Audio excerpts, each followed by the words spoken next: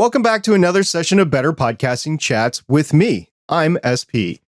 This is a streamed and recorded casual chat with other hobby and passion podcasters to share their experience, knowledge, joy, and enthusiasm of podcasting. Once this live stream is over of the chat, I'm going to take those recorded files and turn it into a podcast. Better Podcasting is a project by Stephen Jondrew and myself to help hobby and passion podcasters start their podcasts and make their existing projects better. And that's why we call it Better Podcasting. Since the last chat session, SpaceX has completed its second Starship launch tower at Kennedy Space Center in Florida. Now, the first one is in Boca Chica, Texas.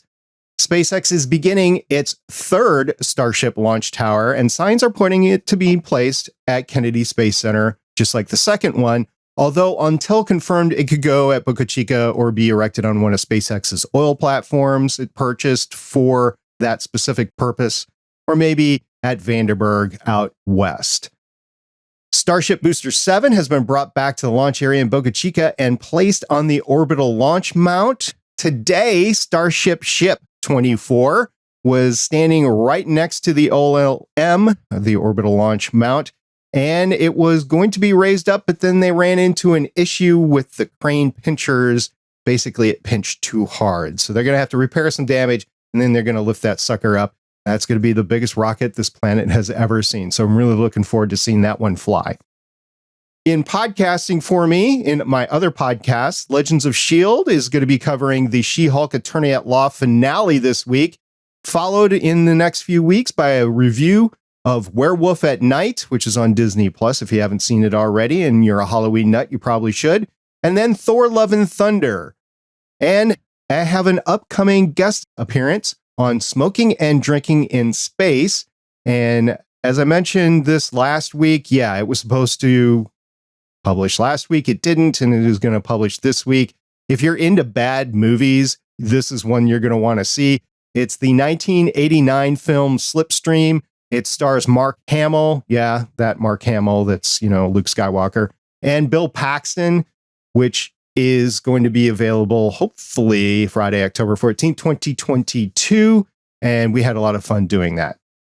In case you're new to Better Podcasting Chats with SP, that's this show right here. If you are a hobby or passion podcaster, I'm interested in chatting with you. If you want to schedule a time to chat with me about your podcasting experience and your podcast, please send me an email to stargatepioneer@betterpodcasting.com or send me a DM on Twitter or Discord and we'll arrange a date. And in case you're listening to this and you don't think it applies to you, you're mistaken. It certainly does apply to you. And I am really excited to chat with you. So send me a note and we will get that along the way. Now, for the next hour, I'm chatting with a very creative individual. Jessica Castro is the writer, director, and producer of the monthly audio drama Henious Investigations from Wildly Productions. When she's not podcasting, she works as a designer for an events company in Brooklyn, New York, and occasionally plays Dungeons and Dragons and attends genre conventions. Welcome to the chat, Jessica. Hi. How you doing today? Oh, how am I doing? Yeah, I'm doing well, I think. I'm excited to get a chance to be on here and talk about the show. This is going to be fun, I think. It is. So let's start with people getting to know you. What inspired you to start podcasting? I think for me, it honestly goes back to a lot of how I grew up. In particular, I had a grandfather, my mother's father, who was very, very passionate about audio media in particular. And I spent a lot of time with him, and he would be like this little 4-year-old and he'd be playing opera in the house and I'd be listening to stuff like that. Old radio shows, opera, musicals, and musical films. So it was a huge part of my upbringing and a big part of what I think helped spur my imagination as a kid. And I was a pretty imaginative, head in the clouds, my own world kind of kid as well, which I'll admit, did not necessarily make me the most popular kid on the playground, usually walking around talking to myself. Um, Mm. and recalling all of the things that I had listened to that week, I guess, and almost reenacting them on my own. And it was a strange thing for other kids to see, but it was something that definitely made me pretty happy and got me to get really into writing and storytelling. And eventually, like, I never really lost hold of that passion for audio and audio storytelling. Even as I went through college, did some engineering and set design education, which now I'm doing scenic design work for this events company, as mentioned. And yeah, I just feel like I'm like this kid who never really entirely grew up and decided that, I've had enough of just listening to and being inspired by this audio medium and like kind of having my own imaginative headspace. I wanted to create and more of that for other people to sort of have that imaginative headspace. And maybe there's somebody else out there who's just kind of happy to play like a little movie in their head or something based on what I am putting out there. So I'd say that's probably like the best way I can describe my connection to podcasting, just audio as a whole. Wow, that's pretty inspiring and pretty unique. I haven't heard of that before. So that's really cool. So you mentioned, just as an aside, you mentioned that you were part of a scenic designer for an events company. Mhm. Would that include things like maybe the Macy's windows at holiday time or stuff like that? Or are we talking something differently? From what I can say, because I know that there's a lot of confidentiality in this kind of entertainment business, but yeah, it is essentially like that. We've done things like window displays. We have, and I can say this, our company has done installations in iconic places like Rockefeller Center and the Plaza Hotel, places and popular venues all around New York, and also some other places in the country and internationally in some cases. So yeah, it's a lot of those kinds of things, and it's very fun in another way that I get to kind of flex my creativity. Wow. Is that stressful at all leading up to the event itself? Oh yes, Oh, wow. it's nonstop stress all the time, but we get through it. Everybody in the office jokes around a lot and usually talks about their hobbies, and I talk about my podcast a lot. Oh, sweet. So is it very satisfying when you get to see the actual end result usually?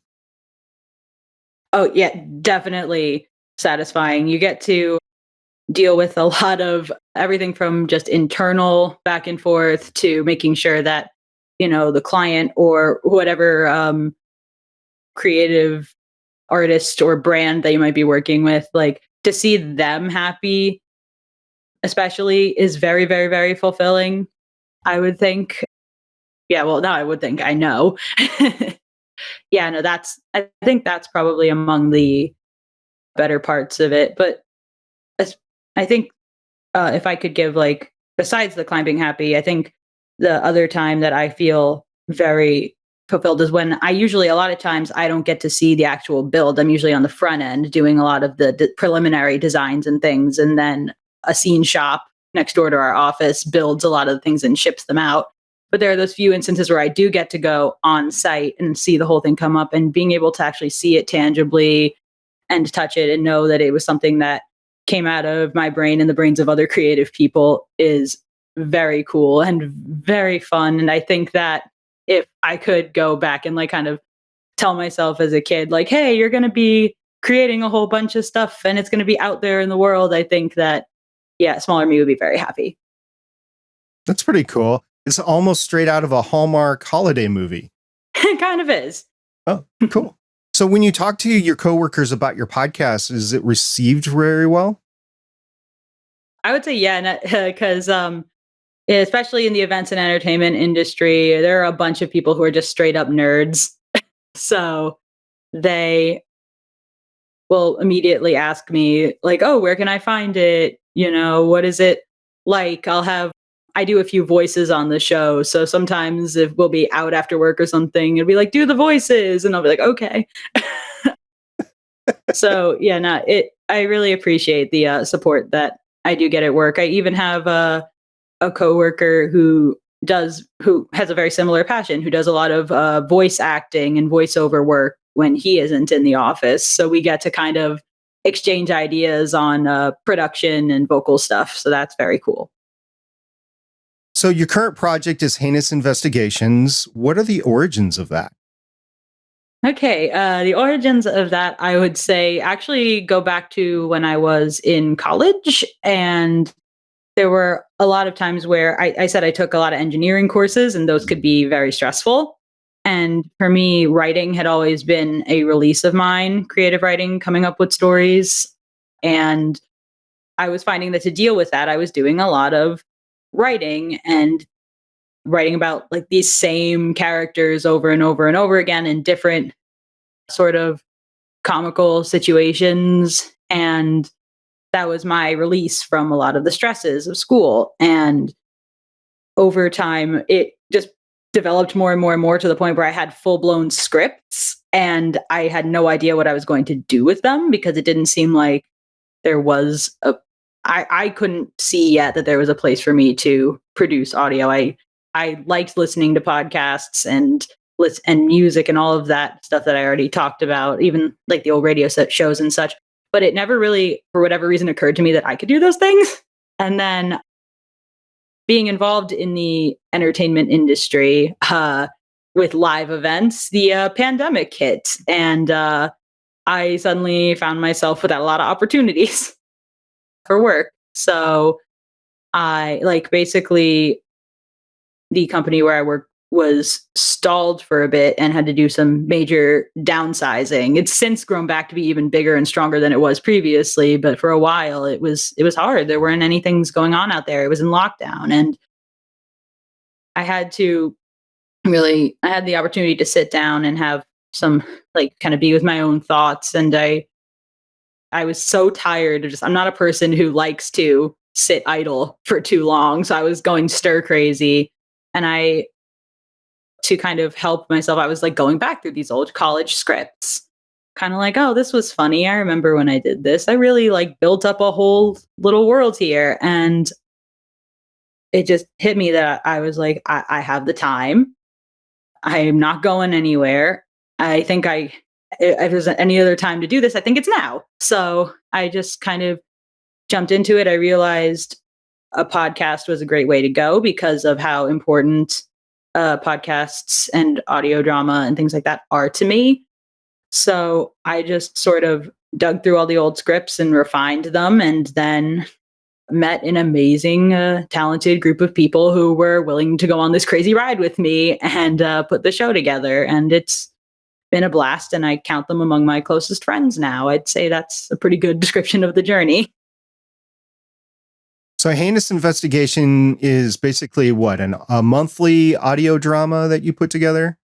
It is, it's about monthly. It ended up being, I believe, every 3 to 4 weeks, we put out some sort of content. We're currently in between seasons, so we've been putting out a lot of bonus content, things like reading scripts and funny voices like our character voices from the show, and doing some group activities and answering some fan questions, things like that. And but yes, even with the normal episodes, they're about monthly. I think we're actually aspiring, hopefully, with this next season to be able to release them even more closely together. At least that's what I hope. But yeah, and it's an audio drama podcast following a supernatural investigation service in a small town on the American East Coast. And I think the main conceit of the show is that they are all incredibly dysfunctional. And we take a lot of the tropes that you see in a lot of audio dramas, especially horror and suspense audio dramas that have an investigation kind of model,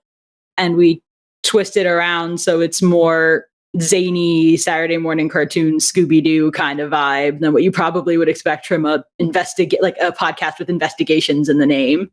So I'd say that's, yeah. I'm all for the zoinks. Oh yeah, no, we've been compared to Scooby-Doo numerous times, and it's very funny. Cool. Yeah. So you started, I'm guessing, early 2021. Is that when you started? I actually got started pretty about halfway through 2020 Okay. is when we started putting it together. And then it took us until about March 2021 is when we released our first 3 episodes. We did them all in one block before we started doing the monthly thing because we wanted to get a bunch of them out there, especially because the first 4 episodes kind of follow the same storyline. But yeah. Mm-hmm. I've started podcasts in a week before, but Better Podcasting itself took 10 months to get off the ground. We approached each other. Steven approached me, and we're talking about the Better Podcasting main show in the holiday season of 2014. So late December 2014, in between the 25th of December and the New Year's. And we didn't get our first episode out until late October. It took us that long. Now, we were adding a video component, which you can kind of, if you're watching the YouTube or the Twitch stream of this, you can see some of the video elements that I've cobbled together from that to throw in here. So we did that, but also video streaming was not as easy as it is today. Really, the pandemic hit at a great time for streaming. I know a lot of people didn't have the proper equipment, but the backbone was there, and we had been using it for years in streaming and podcasting. So even with that, though, getting ready for it, getting all the video elements, getting the concept of the show together took us 10 months. So I realize it can take a while to get a project off the ground, especially if you're planning it. What we say on Better Podcasting is if you're in that mode that you're constantly tweaking it to, oh, if I just need this one thing in order to get out, just do it. Just do it and get it out, because out and available beats not done and in your head any day of the week and twice on Sunday. And as a graphic designer yourself, I think you can commiserate with that too. Like, you need to get the project done by a certain time. Yeah, definitely. And I remember there were some points where in producing the podcast, especially looking through scripts, I was going through these scripts like 3 times and I was like, nope, that's my limit. I can't do this anymore. We got to move on to the next step in production. How has your show improved over time since your first episode? I think it's definitely improved in a lot of ways. I think audio quality has improved since then with a lot of the team who works on it. You know, we call ourselves Wildly Productions. People were so enthusiastic about it that they were willing to, you know, really put the time in and invest in better equipment and better recording spaces and, you know, really put in all of that effort. So just the quality of recordings on their own definitely went up, for one thing. We have an amazing 2-person, I mean, technically 3, including myself, editing team who are actually our 2 main sound designers and editors are both on the other side of the planet. One's in Denmark and one is in the UK. Nice. Yeah, so I will also say communication back and forth with the editing process in the beginning also led to episodes that were a bit less tight than they ended up being, but we were able to, once we started communicating more easily, we were able to mess around and do all kinds of fun things with the sound that just got more and more ambitious and silly as we went on. And that was definitely something, another way that I saw it grow. And I also think that the performances also grew a lot. The voice actors who work on this, I really loved their performances from the beginning. I auditioned on Casting Call Club and got over 400 submissions that I waded through. And a lot of the people who ended up being my friends and my fellow creators, they just, I remember hearing, like, even wading through all these auditions, I'd be like, let me just circle back to, you know, so-and-sos. And so from the beginning, there was definitely, like, I was like, this is the voice, but they have really come to understand what who their characters are and have started to embody those characters in all sorts of ways, you know, both in the booth and out of the booth. And I feel like that attachment has led to much more passionate performances. Not that they weren't great before, but it just keeps getting better and better and better, myself included. with that, with the few voices that I do. This sounds like a complete passion project for you. You didn't have Mhm. any theater training going into this? I did take some theater classes in college while I was doing my set design and my engineering. That was kind of I juggled a lot in college. Oh, yeah. Yeah, I had my writing and I had my classes, and yeah, I actually did a few plays on the side. I had an extracurricular theater club that I did a bunch of shows directing wise for, and I did a few acting things towards the end of college, and that's where I met some of the people who are actually on the show now. As it turned out, most people I did get through Casting Call Club, but then there were a couple friends from that acting experience in college. I was like, yeah, these guys are talented. They'd be so into this. And they were, they jumped on and they were great as I expected. And it was good. It's not to say like I was not an acting major by any means, but I feel like I was able to take what I learned there and also just what I've heard listening to performers on other podcasts and even mediums like animation, hearing the voice acting there, that was very inspiring for me, I think. When you formed Wildly Productions, did you have some sort of financing or did you all contribute to it? It was predominantly done via a Kickstarter, Oh, very small Kickstarter. A lot of us, pretty much everyone, jumped on with the understanding that pay was not necessarily guaranteed with this. This was more like a bunch of people who really believed in the story and the characters and wanted to get some experience and put their passion into something.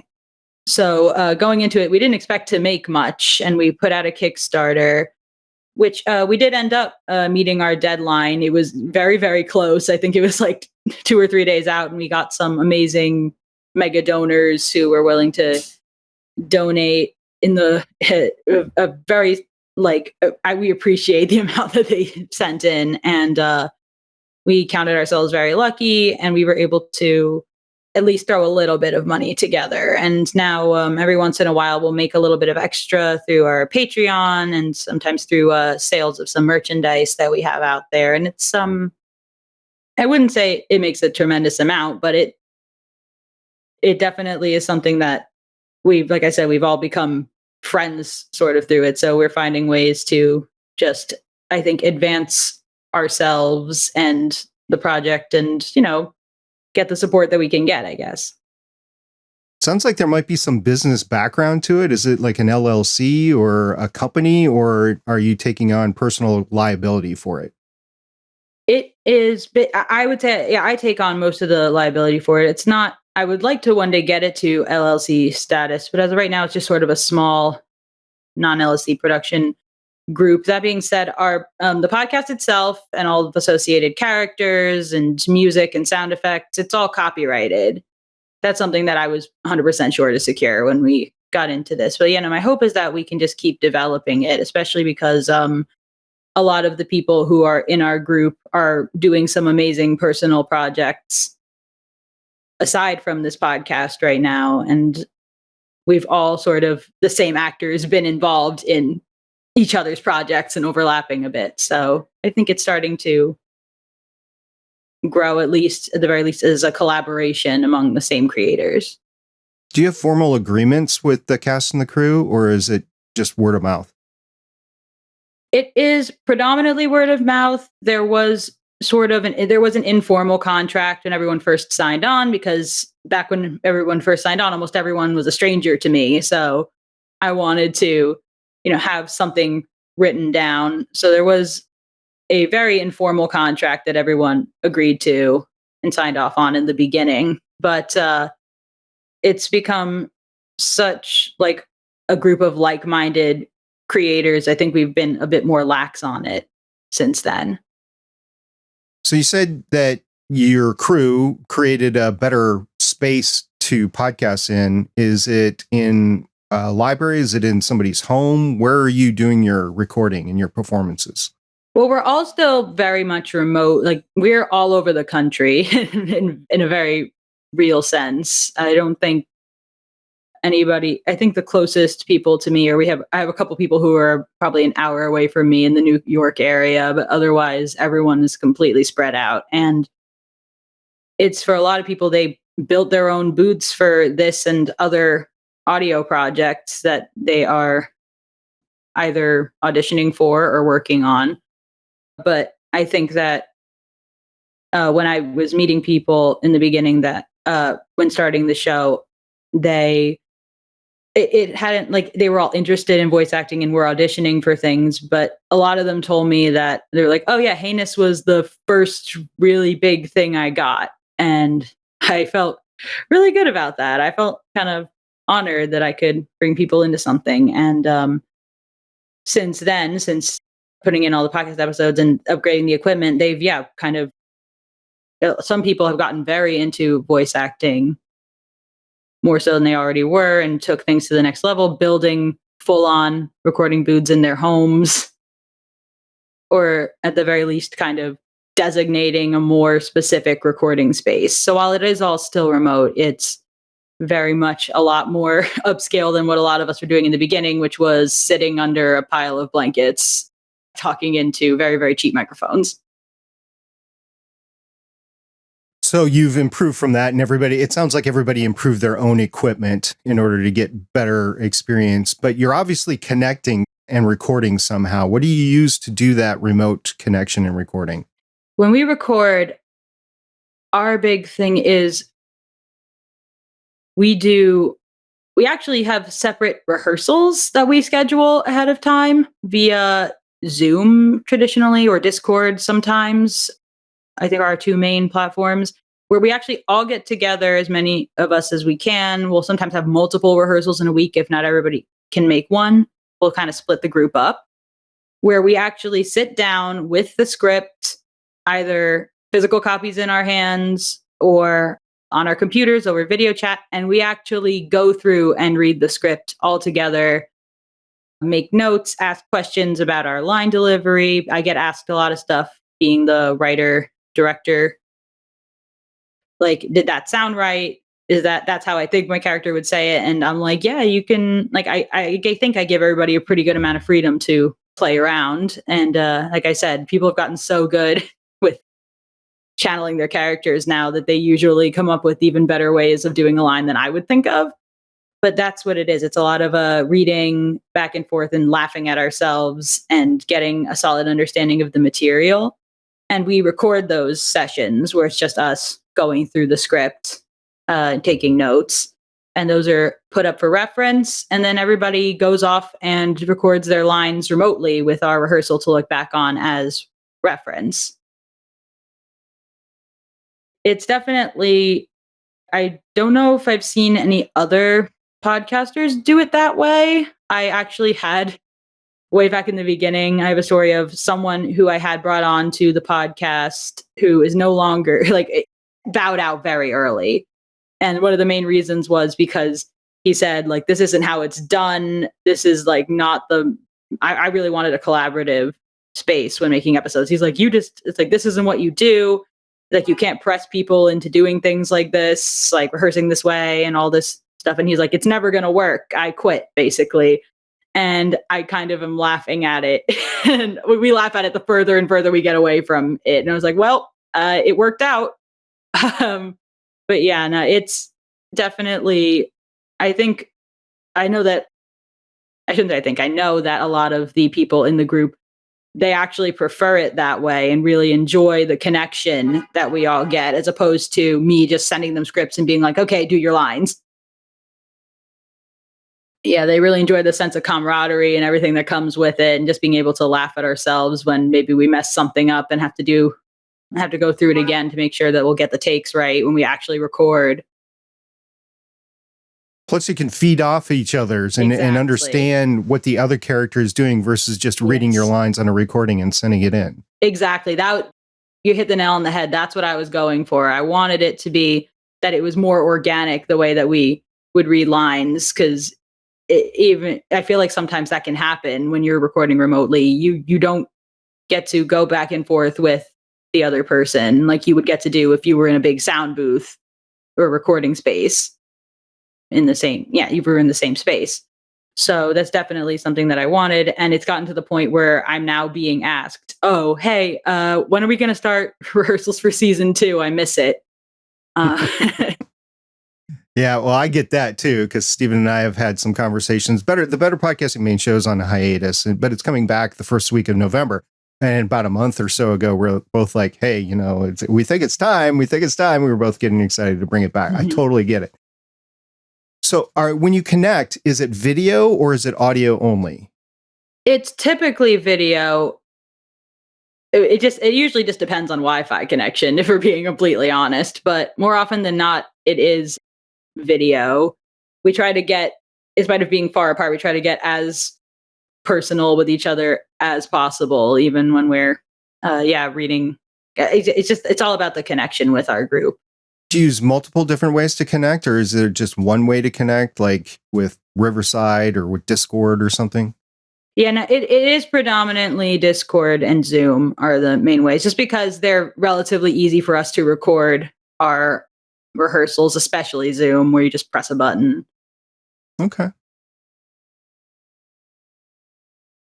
Let's talk about show art, because I imagine with an audio drama, show art is probably more prevalent than other forms of podcasting. So what is your process? What is your approach to the graphics and show art for Heinous Investigations?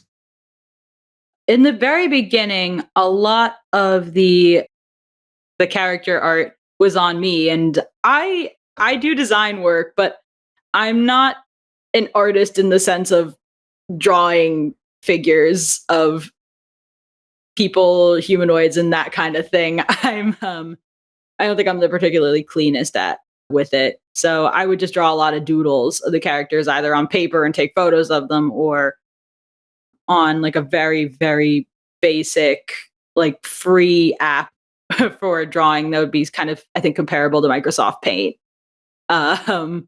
So it was a lot of screwing around at first, just to kind of show people, my friends who work on the show with me in the beginning, like, this is kind of what your character looks like, just so you can understand it a little bit better. But then I was fortunate enough to find out, as I was getting to know everyone better, that one of our voice actors, who is absolutely just incredibly talented in so many ways, does straight up graphic design as his day job. And after he had seen all the little doodles that I made of the characters, and he was like, let me take a crack at some actual character art. And it came out absolutely great. I kind of told him the style that I was looking for, and like poses and things. Like, I can get into a little bit more detail on this later, but I have gotten to know these characters over so many years well enough that I was like, oh yeah, this is how tall this character is compared to this character.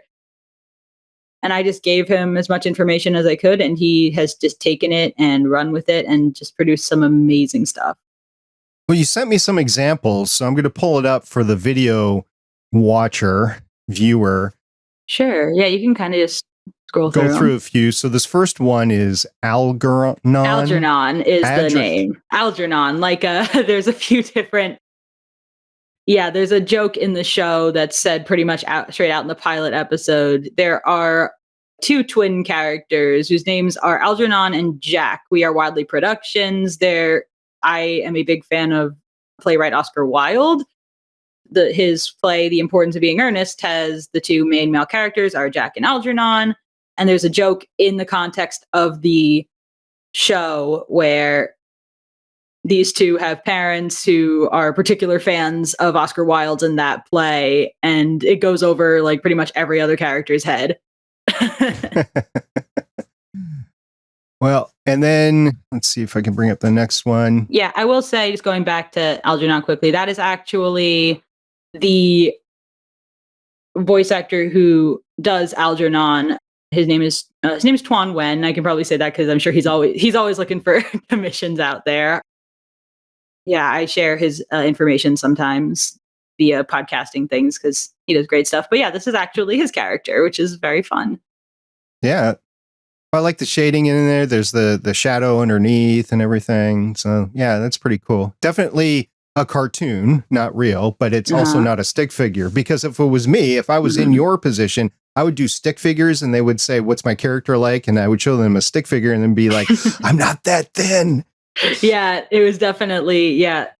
This is all deriving from the fact that the show itself has very, very cartoony elements to it. So this was just perfect to kind of see this, like, the best way I can describe it, I feel like, is like, to me, it resembles cut out construction paper in a way, maybe similar to maybe a more elevated, maybe version of the South Park, is what I think, like kind of how everything is very colorful and geometric. And I really appreciated that Tuan was able to take that and run with it. But yeah. You got a lot of characters here. I don't think we have time to go through No, all of them. just you can just scroll on through. This is a show with loads and loads of characters. Yeah, just to give kind of a quick idea, people can, I guess, like looking through the video, can probably, yeah, they can pause this, yeah, and kind of see who everybody is if they end up watching the show. Right. And then at the very end, we'll get there, is actually your logo for your show, which is pretty neat. It's like a the standard magnifying glass, except for it's very intricate. And it's not just a magnifying glass. You've got a star in there with multicolors, and then you've got what looks like a snake that's winding around the handle. It's like a tentacle kind of thing. Tentacle. Yes. Okay. And yeah, and this is actually, I had to make the logo for the show before I even auditioned anyone, because I wanted to have something up there to kind of give the general vibe before people audition. So this is actually something that I worked on, and I think it's the few pieces of artwork associated with the show that I still use regularly. It's got the name of the show in there. It's got a very large one piece that's very symbolic of a lot of things, I'm sure. And then it's highlighted like you're looking at it through another magnifying glass where, the center is lighted, and then you've got it dulled around the corners. So if I was looking at a bunch of logos on a podcast catcher, my eye would stop at this one and be like, oh, what's that? It's very neat. It's not too busy, but it's definitely eye-catching. Yeah, that was definitely the goal, to kind of make it look like, yeah, like it was being looked at in a magnifying glass, microscope, projection, something like, yeah, on like one of those old projectors, something like that. So yeah, I'm glad that comes across, and I'm happy to hear someone says it's eye-catching. That's great. I never really dwelled too much on the logo, I think, once it was made. Yeah, unfortunately, for better or for worse, they are kind of important. Now, you mentioned this a couple of times, so I just want to ask the question. About 400 people interviewed or about 400 people. I had about 400 audition submissions. Some people auditioned multiple times for multiple characters. Okay. Especially because there were a lot of characters, regardless of what their actual gender was. I did not restrict the gender of the voice actors auditioning. So by all accounts, male character. There were some women and non-binary gender fluid people who also auditioned. So it was an incredible mix of people. And I appreciated, my whole goal was to get a bunch of different people to try to do roles that maybe they wouldn't have necessarily been able to do on other projects. So yeah. It's almost reflective of real life today. For sure. So if you could have told yourself one thing before you started podcasting that would make it easier for you as you started podcasting, what would you have told yourself? To fully have all of your episodes done before you start releasing them.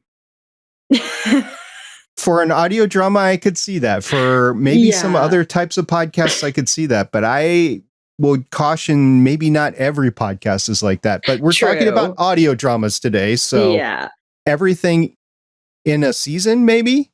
The thing is, with a lot of audio dramas, I mean, everybody has a different approach. Some people will have a certain number of episodes done before they start releasing them, and other people just do it like a certain number of episodes a month and release them immediately afterwards so that they can keep up with a pretty current cycle. For me, I just have, as always, I juggle a whole bunch of things besides working on the podcast, I have my day job, which the events industry can get very busy and have some very strange hours attached.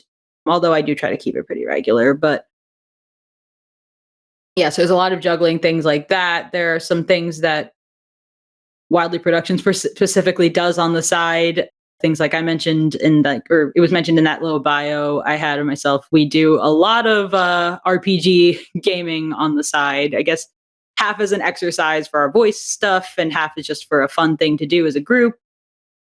So juggling everything around for me personally, in my experience putting this audio drama together, for me personally, it works better to have things done sooner rather than later because I already have to keep tight deadlines with my day job. So yeah, it's different for everyone. And I think that if I were to make that advice a little bit broader, I would say to just try to find the production flow that works best for you before just jumping right into it.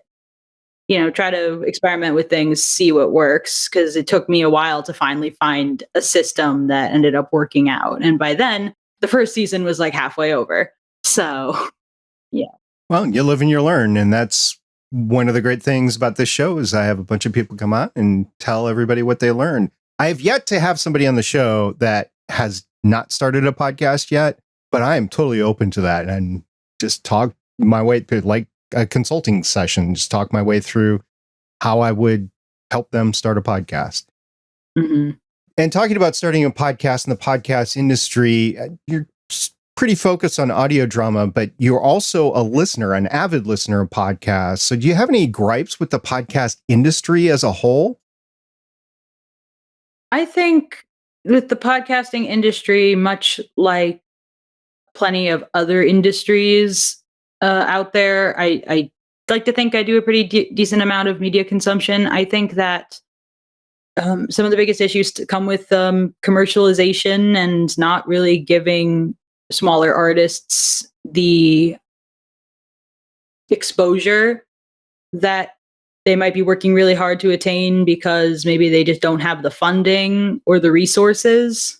So I think that, and very often there are bigger podcast networks and celebrities who will put their podcasts out there. And of course, they have all the funding and resources. And usually those are the things people will click on first. And I feel like there are a lot of good podcasts. I've met a lot of amazing, especially audio drama podcasters out there who have some good stuff. And it's just hard. It gets drowned out in a sea of a lot of bigger productions or productions who may have just gotten a very, very good break. And a lot of name recognition, because you mentioned celebrities. So there is that too. Yeah. Where you're not building an audience, you're bringing a portion of your current audience over and just monetizing that through their listens and through perhaps donations, although normally a show like that is ad supported or something like that. So talking about that, how would you or how do you work your way through promotion? Well, being involved in things like this where I get to come on and talk about my process in the show to other podcasters, that's definitely one way. Cross promotion is something that you hear all the time, especially with audio dramas, people sharing trailers on each other's shows or having full on episode crossovers. I'm trying to think about some other things I've done. I've done some very interesting stuff. There was one bonus content piece we did fairly recently where we made tea blends and put the recording of us doing that on there. And now you can actually go on and buy the tea. So now people who come across the tea on the tea website will see that it's from a podcast.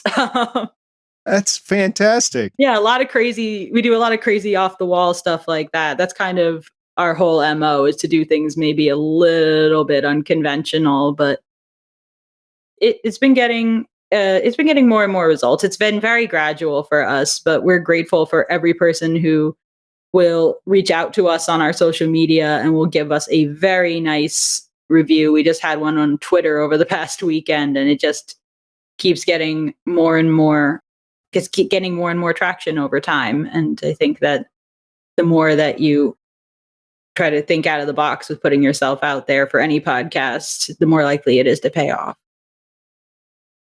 So there's a few things that you wanted to talk about. And the first thing you had on your list is world building. And I've got to tell you, I'm a big guy into world building because you throw me into a story and then you build that world over time. I am all for that. And if you're doing a audio drama over a season or seasons, basically a series, I got to imagine you're doing some serious world building. For sure. And I mentioned before, like as a kid, me walking around, throwing my little stories together on the playground by myself. Like I wanted to, when I was making the show, I wanted that show to be made with the idea of this is for those weird kids who have been doing that their whole lives. So yeah, and I still do that to this day. That's part of my main world building process is when I'm writing a scene or adding another layer to this world of heinous investigations that I've made for myself. I'll sometimes get up from the computer and I'll walk around my apartment and I will act out the scenes as the characters, even though it's an audio medium. I'll be like, if this was in the movie screen of my mind, what would this look like? Or what would be in the room? What would, like how detailed can I possibly get? I would try to full on live in the world that I'm planning on building, if that makes sense. And I think it has made sense to people who I've shared it with, especially in the creative team with Wildly Productions and Heinous Investigations, to the point where I think some people are starting to pick up on it with their own work, and that's really nice. But yeah, I think that the more you can kind of immerse yourself in that headspace, the more not necessarily realistic, because I'm writing about like a bunch of people solving paranormal mysteries, and they're all usually pretty paranormal and strange themselves, but it's definitely, I feel like it makes the world that you're building up more tangible, you know? I admit I've been doing it a little bit in my head myself as I'm walking my daughter's dog through the wetlands by my house. I'm out an hour or 2 hours every day. So I listen to a lot of podcasts, but every once in a while I shut off the podcast. I'm like, okay, what if? And it's just like for my own entertainment inside my own head and just play through a story and like, okay, well, this happens and this happens.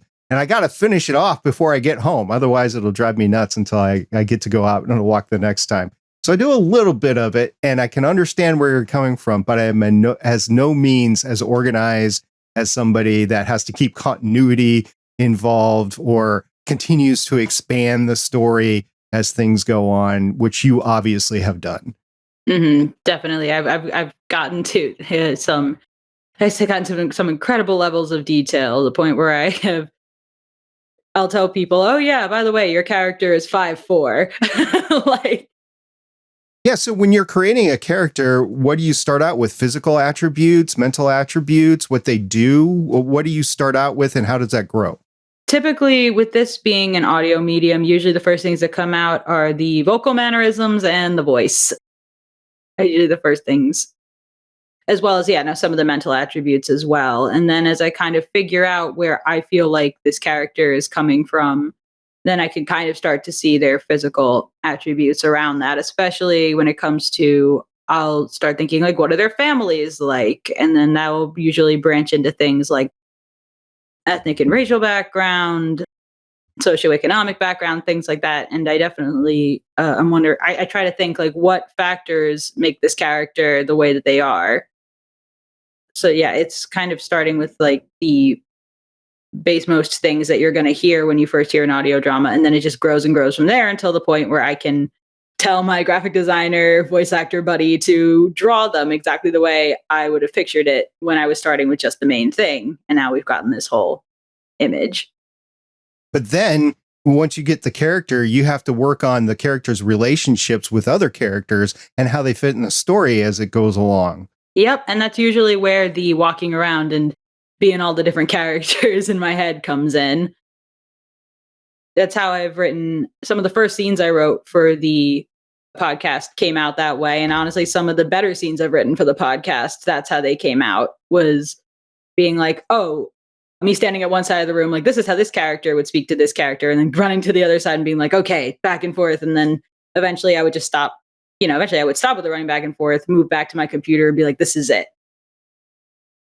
It's a little bit of a hyperactive situation, but it does definitely bring out some pretty great results. And sounds creative. Yeah. It's an off the wall creative. strategy for sure, but it's been working. And yeah, I think that the more and more that we write episodes and that I also get to know the people who are now behind these characters, I can even like bring some of their personalities into it, or they bring some of their own personalities before I get the chance to. And that's, how it kind of, develops and how I can add more depth because I know what my friends are now capable of. And it's all just one huge endeavor. I feel like to develop things. I try to consider everything when I do it. Okay. And one of the things that you want to consider, and we talked about it a little bit already, is representation, which is incredibly important, I think, in this day and age of 2022. I actually wish it wasn't important, but we're at a precipice, I think, in society where it is important. Mm-hmm. And it's important to reflect that in the arts that we consume.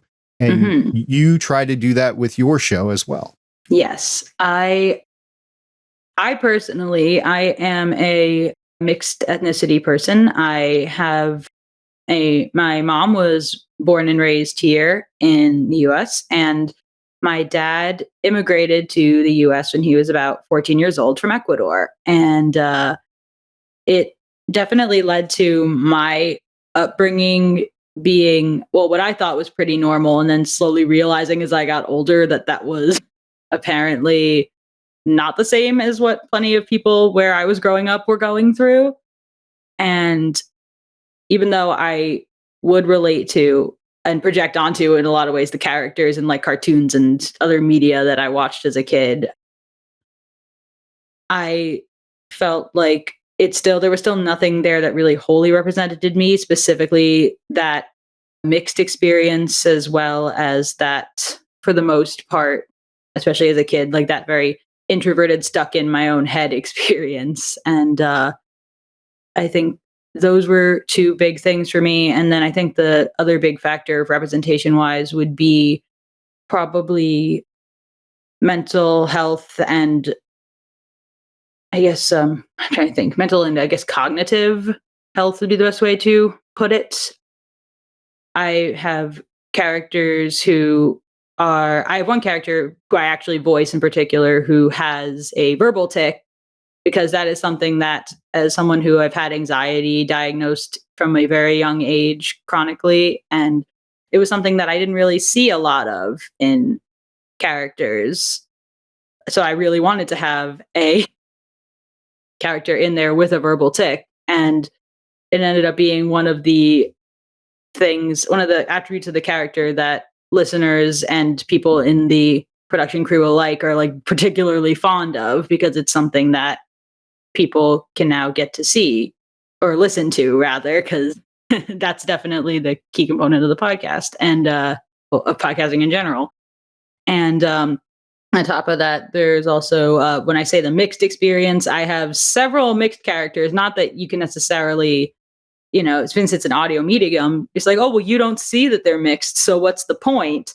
Like, unless you look at the artwork, so what's the point? And I'm like, that it's a point to me in that, well, what does mixed look like?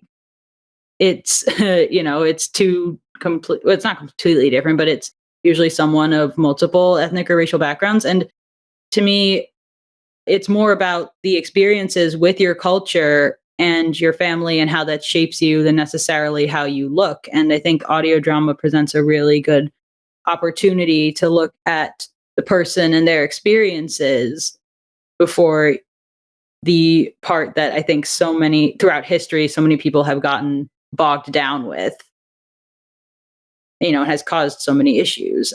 So that's definitely where I think the mixed thing comes in. And I also have, going from a Latino angle as well, one of the characters I have specifically speaking Spanish, which is nice. I made it part of the character arc almost, where in the beginning she speaks pretty much entirely English. And then I have a voice actor. Specifically, I asked for voice actors of color to audition.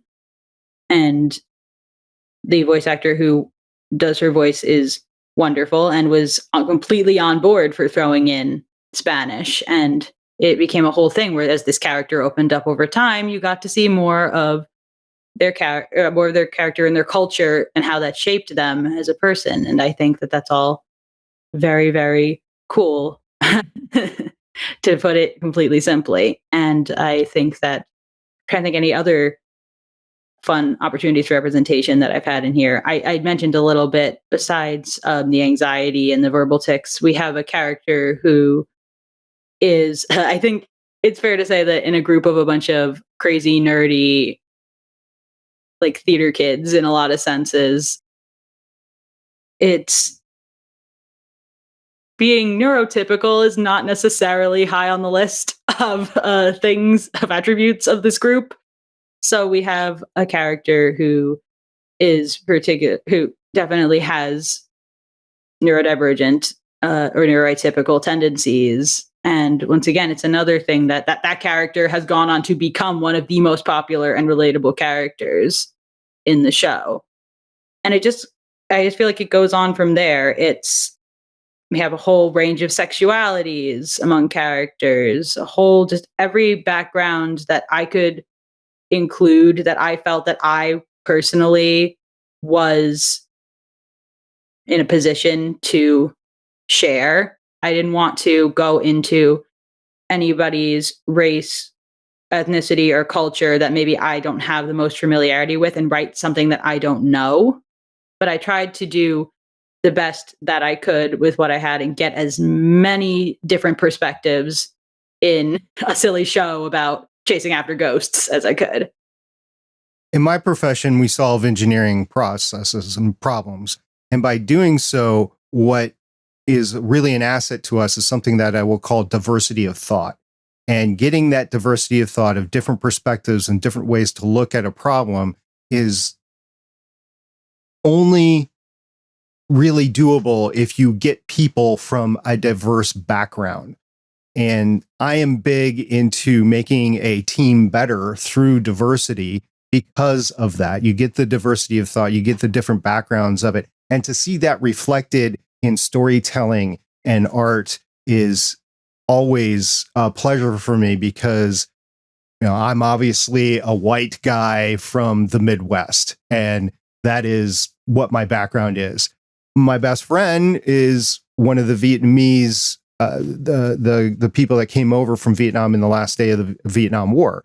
He was just a small child when that happened, but I at least can relate to that because that's been part of my life.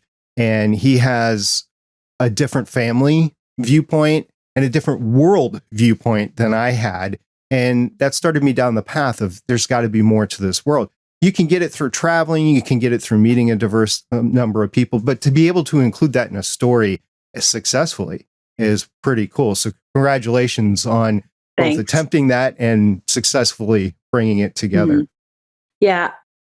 If I could just put in one more thought about it, I think another thing that's very important just when it comes to putting these stories and perspectives out there is I feel like if I could give, not about podcasting, but if I give a complaint about media that I've shared with a lot of other creators in general, is that when it does come to diversity, there are sometimes people out there who, for whatever reason, when, I guess a good example is if you have specifically, I've seen it a lot in the context of queer relationships and things in films and TV, especially, they'll make, especially TV, a lot of, I guess, shows tend to, it's very strange. You can tell when the creator actually has talked to or is a queer person, and they will be like, but when it's not, it's very much like, oh, look, we did this.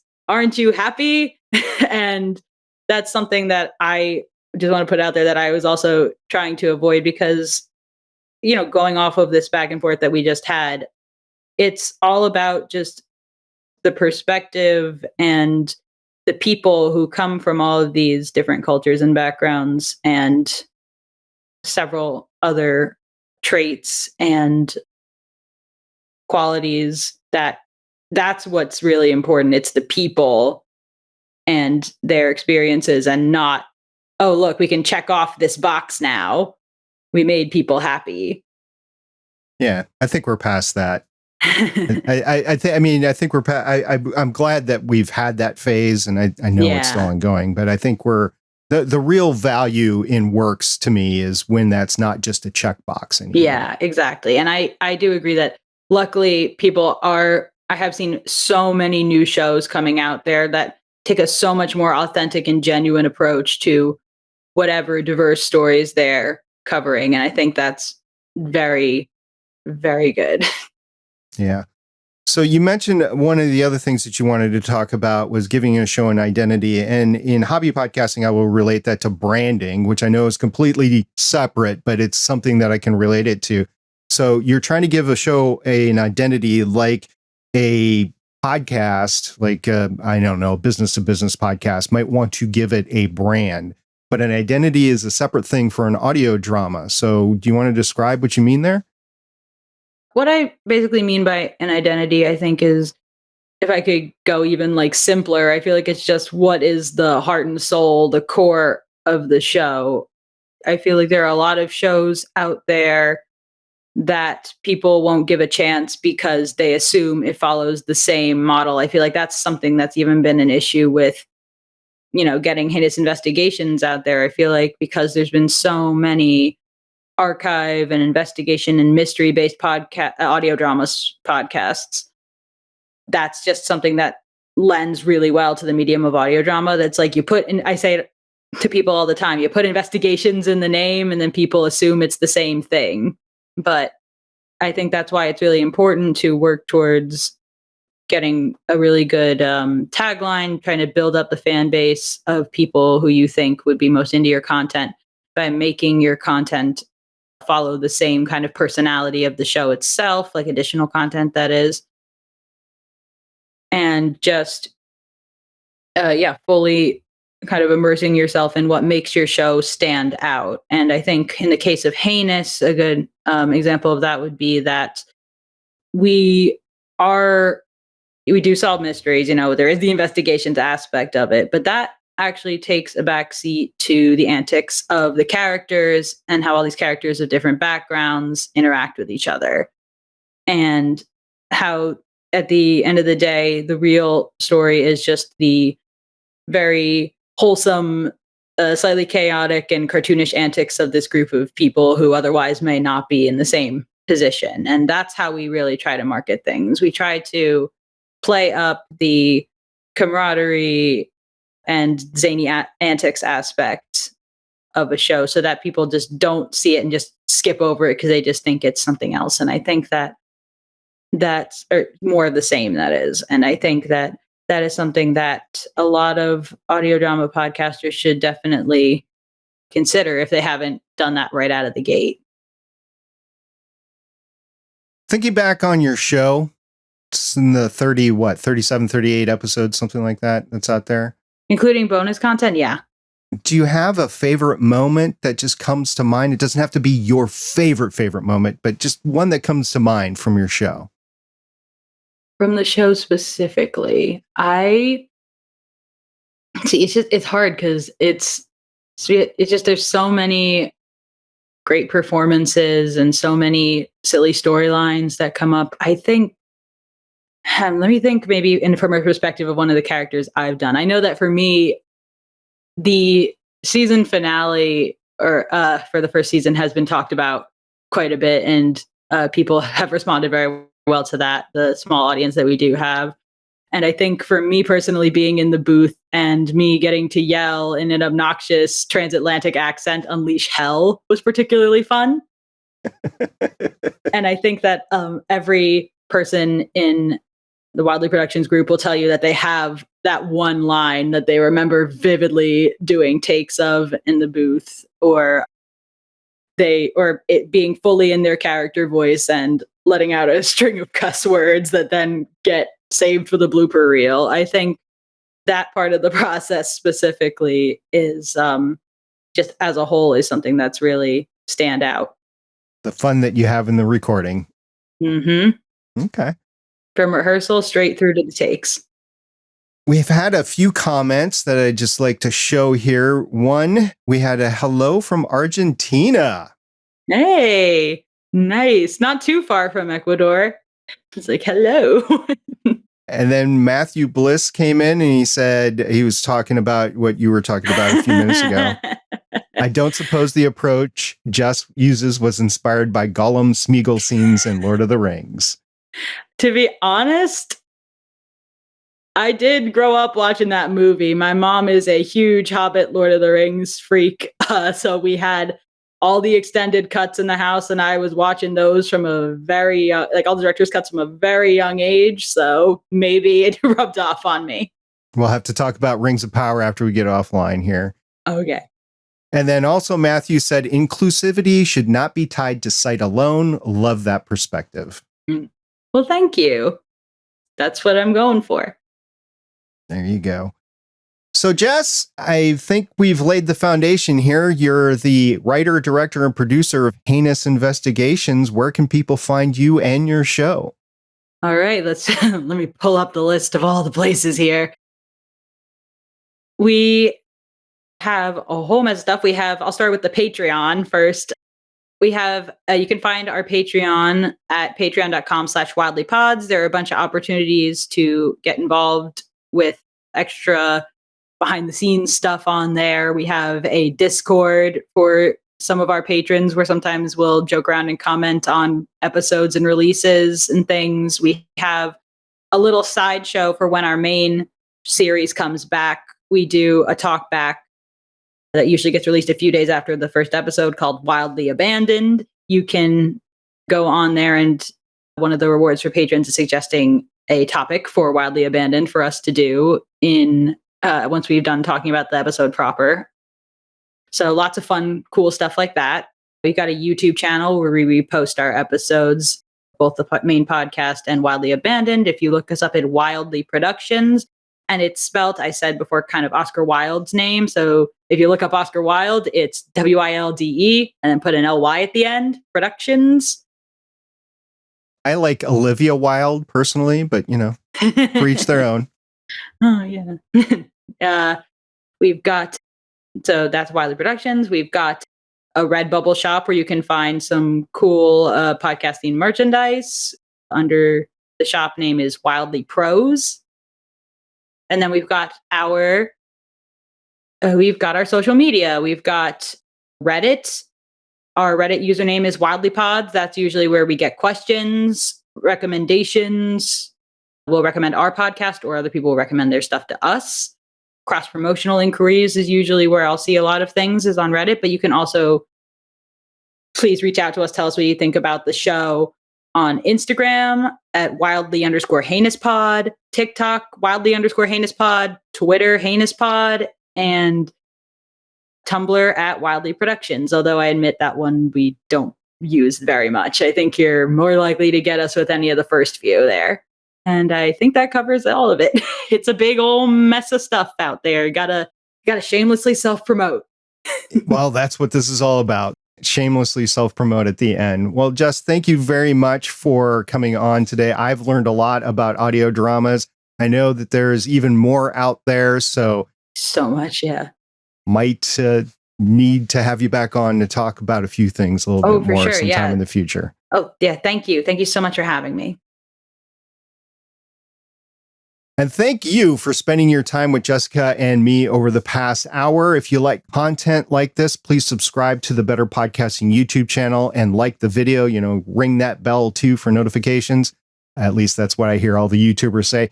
Or if you are listening to the audio version, give Better Podcasting Chats with SP a follow on your podcatcher app. Stephen and I would greatly appreciate it. Next week on Tuesday, October 18th, 2022, I have some time scheduled with podcast editor and composer Kathleen Childs. Kathleen has been nominated for Sound Design Awards and Narrative Podcasts. She won Best Actual Play at the New Jersey Web Fest in 2021 for her project Sword of Symphonies.